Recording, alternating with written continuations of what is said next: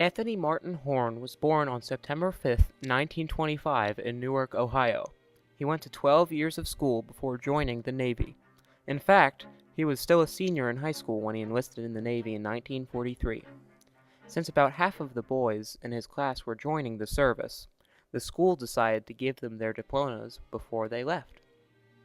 His training was very short, the reason being that the United States needed as many men as possible to join the fight. The training took place in Sampson, New York, and this training, which was supposed to be a 2-year course, was completed in 6 months. His training was very simple. Most of the time he would just sit around because of his position.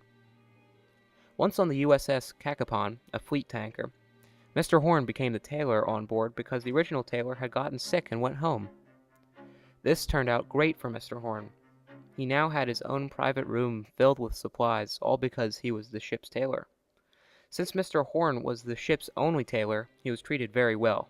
He also received free haircuts, shaves, massages, and laundry for his tailoring. Not to mention that he also received the food that the officers ate. So overall, Tony was treated well aboard the USS Cacapon. And then I eventually took over the tailor shop because the tailor that we had on board got sick and was sent home. So my bosun's mate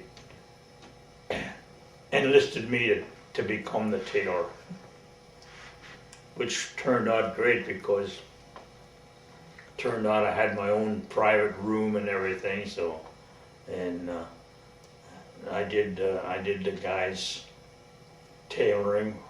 That way I got all my laundry done for nothing, and I got my haircuts and shaves and massages and all that kind of stuff. So it really turned out great. I had a racket. Mr. Horn also served some time on a minesweeper, the USS Peregrine. He served on the ship for the same reason. The fire control man on the minesweeper got sick and was sent home. So, Mr. Horn went on the minesweeper and was on it until he had successfully trained a replacement, which took about 4 months. Then, he went back onto the tanker. For one stretch, he was out at sea for 18 months without leaving the ship. This was so because while at sea, a ship would come along and refuel them so their ship could continue to supply aircraft carriers and other ships with fuel. However, Mr. Horn enjoyed the 18 months because he never got seasick, and he always had fresh food and whatever he needed. And I also served a little bit of time on a minesweeper. The gentleman they had on the minesweeper at the time, doing the job I was doing on the tanker, he got sick, so they sent me over there to train somebody, which is only about 4 months. Took me about 4 months till I had somebody trained to take over that job. Then I went back to the tanker. In Mr. Horn's case, his ship would be at the battle sites before the battles occurred. The reason being, his ship refueled all the ships that went into battle, so his ship was there to make sure that all of the ships were completely refueled. Also, when the ships were low on fuel during the battle, they just came out to Mr. Horn's ship to be refueled again. Mr. Horn also saw many beautiful places during his time in the Navy. Because he was placed in the Pacific, he got to see many gorgeous islands. However, he only ever got to get off and see most of 2 island areas. These islands were Hawaii and the Marshall Islands. Mr. Horn described the islands by saying, "A beautiful place. They had the most beautiful water there, clear as a whistle. Seemed like you could see forever down the water. Nothing but coral, and fish, beautiful fish." Mr. Horn also saw glimpses of certain islands when he was assigned to get the mail. What did you see in the Pacific Islands, like the terrain and the weather? Oh, the Pacific Islands are beautiful.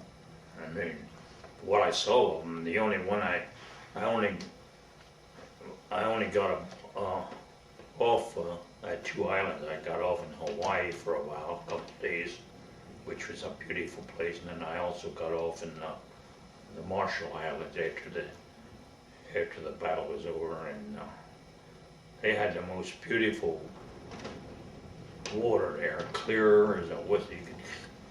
and it seemed like you could see forever down the water, and nothing but coral, beautiful coral and fish, beautiful fish. Mr. Horn's ship traveled in a convoy system to protect his ship. The Navy did this by protecting the fleet tankers with destroyers. The convoy could have up to 25 ships altogether. The ship he was on was always loaded with fuel. If hit, the ship would easily explode and sink because of all the fuel on board. This happened to Mr. Horn's sister ship. This ship was hit by a small one-man submarine, and in minutes the ship exploded and sunk, killing most of the crew on board. Then the crew of Mr. Horn's ship had to go and clean up the scene of the disaster. Mr. Horn said that it was not a sight that should be seen by anyone. But because of the protection we had with the destroyers, only one ever got close to us. And then our sister ship that we traveled with, they were torpedoed by one of those small one-man submarines, I guess you'd call them. They were actually just man torpedoes is what they really were. They were hit twice with one of those, and they sank it within, oh my, just seemed like minutes. They sank.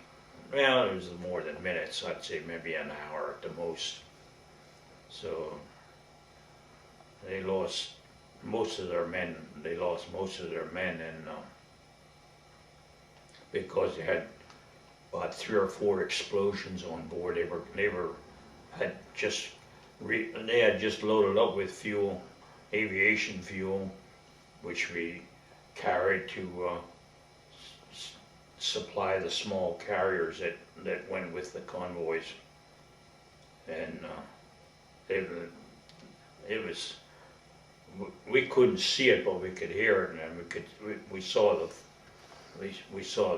flames go up in the air and stuff like that. But it was pretty bad. And then we had to hang around for a couple of weeks to pick up the dead bodies and so forth. Your family during the war? During the war? Yeah, how did you stay in contact with them? Did you send them Well, letters? the only friends I had were the ones on board ships, so, it was easy to stay in contact with them. We weren't going anywhere. Oh, great.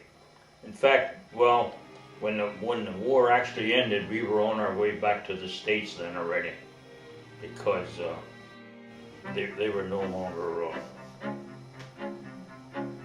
shelling any islands or anything like that. So.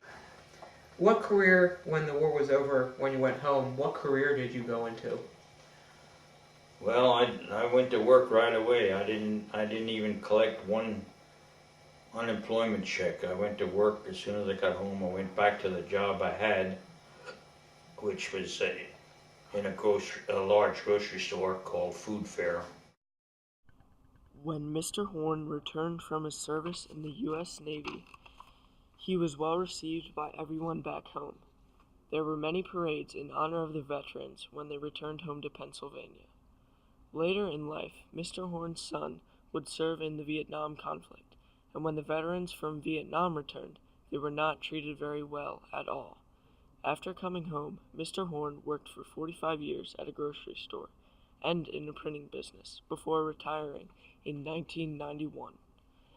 Upon looking back at his service, Mr. Horn believes that it affected his life in a very positive way.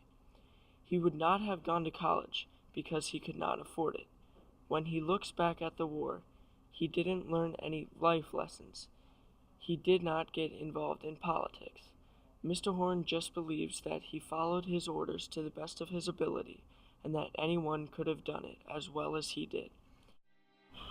Mr. Horn believes the Veterans History Project is a great way to get the future generations of this country interested in the past, specifically World War II.